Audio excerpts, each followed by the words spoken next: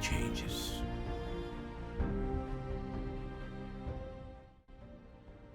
What's up, nerds? Vamos falar sobre Fallout? Meu primeiro contato com a série Fallout foi em Fallout 3, em 2010, 2 anos após o seu lançamento.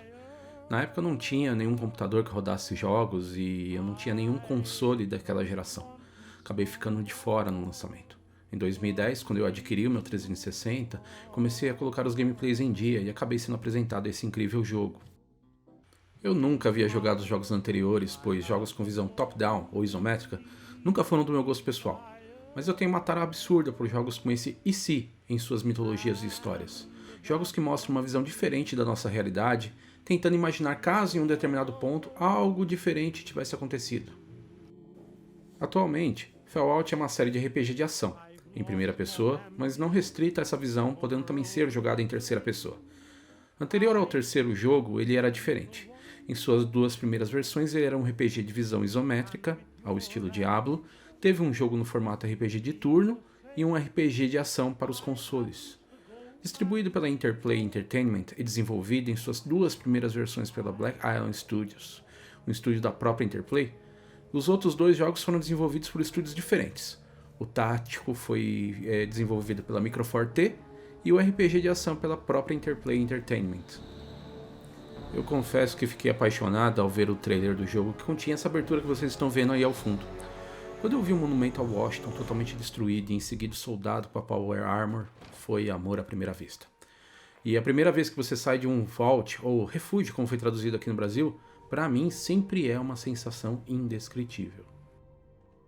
A ideia não é original. Foi fortemente inspirada em uma série chamada Wasteland, da própria Interplay Entertainment de 1988, e que por sua vez teve os filmes Mad Max como inspiração. Um mundo pós-apocalíptico, com escassez de recursos e dividido em dezenas de facções onde cada um tem a sua própria visão de como resolver os problemas. Como diria um determinado apresentador que não é da época de ninguém que possa estar assistindo esse vídeo, nada se cria, tudo se copia. O universo e a mitologia criados por Tim Kaine e Leonard Boyarsky abordam mais de 3 séculos de uma versão do nosso mundo, começando no século XX, mais especificamente em 1947, quando nessa versão apocalíptica um componente eletrônico extremamente importante não foi inventado, o transistor. O transistor é o componente ativo-chave em praticamente todos os eletrônicos modernos. Ele substituía a válvula termiônica, que era extremamente grande, limitada, cara de se produzir e muito difícil de se produzir em massa. Muitos consideram o transistor uma das maiores invenções do século XX. Agora você imagina nosso mundo sem esse componente. Nesse universo isso aconteceu. A tecnologia ficou estagnada em inúmeros aspectos, mas não em todos, entre as décadas de 50 e 60 do século XX. E ficou assim por mais de um século. O mundo ficou preso nesse visual retrô e, como eu disse, as tecnologias existentes avançaram em direções diferentes das do nosso universo. Computadores continuaram gigantescos, monitores monocromáticos continuaram fazendo parte do nosso mundo.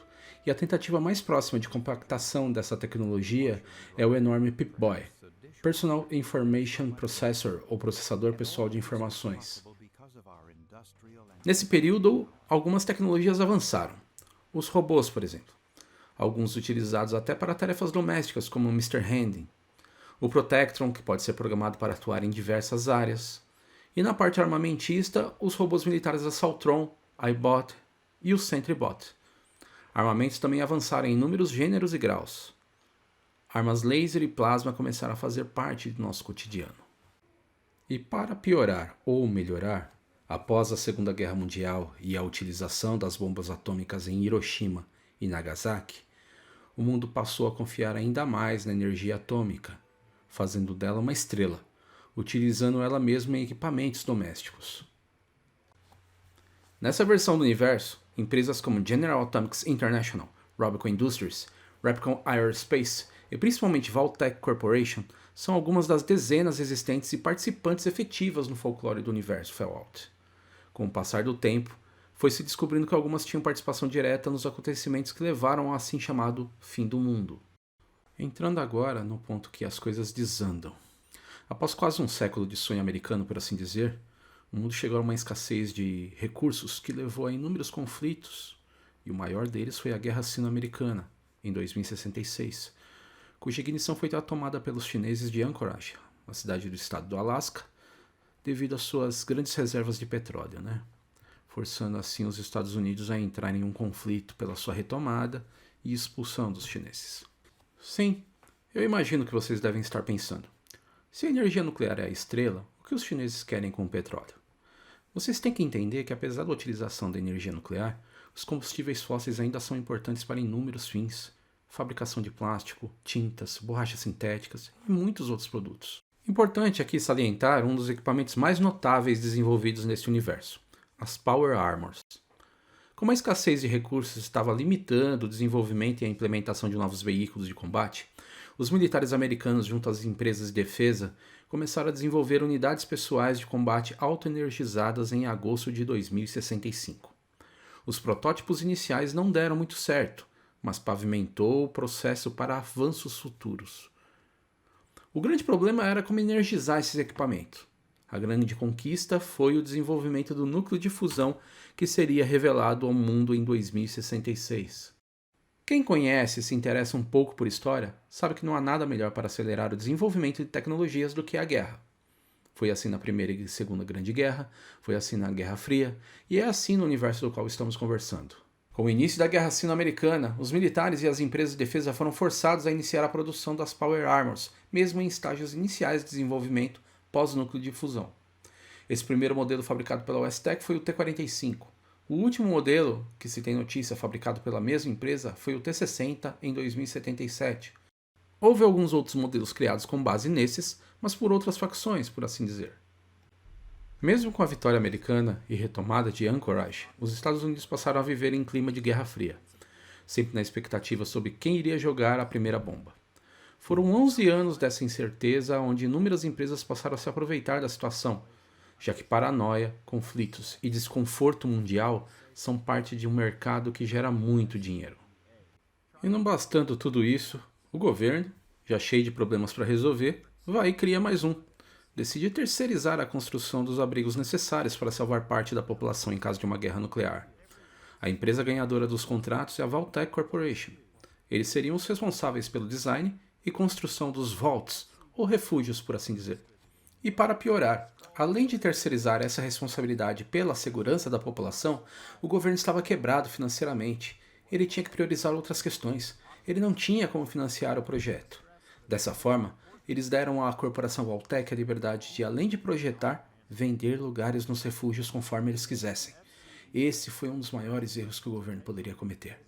Como uma empresa privada a quem o governo terceirizou todo o planejamento de contingência, ela tinha a responsabilidade fiduciária com seus investidores de ganhar dinheiro, de ter lucros.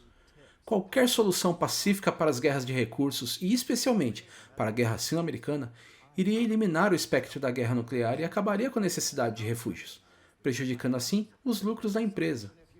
Esse incentivo perverso fez com que a Vault-Tec tivesse todos os motivos para ver a guerra continuar, ou até mesmo ver a guerra nuclear eclodir, especialmente porque o governo estava falido e impotente em comparação a ela mesma. Pensem comigo, se um governo maior que o cidadão já é ruim, imagina uma empresa maior que o próprio governo. A Vault-Tec era dona de inúmeras empresas com contrato com o Ministério de Defesa. As empresas que ela não era dona, ela tinha parcerias contratuais fortíssimas. Dessa forma, ela abriu uma espécie de leilão de troca. Iria permitir aos parceiros investidores planejarem alguns de seus refúgios, refúgios em que inúmeros civis utilizariam seus investimentos pessoais para ter a sua segurança garantida, e que agora iriam ser utilizados como experimentos sociais, comportamentais e até biológicos. Tudo para garantir que ela pudesse utilizar as tecnologias e recursos das quais ela não tinha direito. Juntando-se todas essas informações, resumidas, claro, chega-se ao fatídico ponto sem retorno dessa era. Em 23 de outubro de 2077, às 9h13 da manhã, o Sistema Operacional Integrado de Detecção Nuclear reporta 4 lançamentos nucleares. A Guarda Nacional e o Auxílio Nacional a Catástrofes tiveram 29 minutos de antecedência para iniciarem as evacuações. Às 9h17 da manhã, o Comando de Defesa Aeroespacial da América do Norte, ou simplesmente NORAD, confirma o lançamento dos mísseis nucleares chineses. Às 9h26 da manhã, o presidente dos Estados Unidos ordena que os militares respondam ao ataque de forma equivalente. Às 9h42 da manhã, as primeiras bombas atingiram a Pensilvânia e Nova York. A costa oeste é atingida logo em seguida. Todas essas informações são canônicas e podem ser encontradas cruzando documentos e eventos como cutscenes que estão nos jogos e agora na série. E é isso aí, nerds! Essa aqui foi a primeira parte bem resumida sobre o universo de Fallout, até a caída das bombas nucleares. Na segunda parte nós vamos começar a abordar os jogos. Se você está curtindo esse conteúdo, se inscreve, deixa aí seu gostei, comenta aí embaixo, fala pra nós o que a gente pode melhorar. Estamos nos esforçando para trazer conteúdo como esse semanalmente, tá bom? Fiquem com Deus e até o próximo vídeo.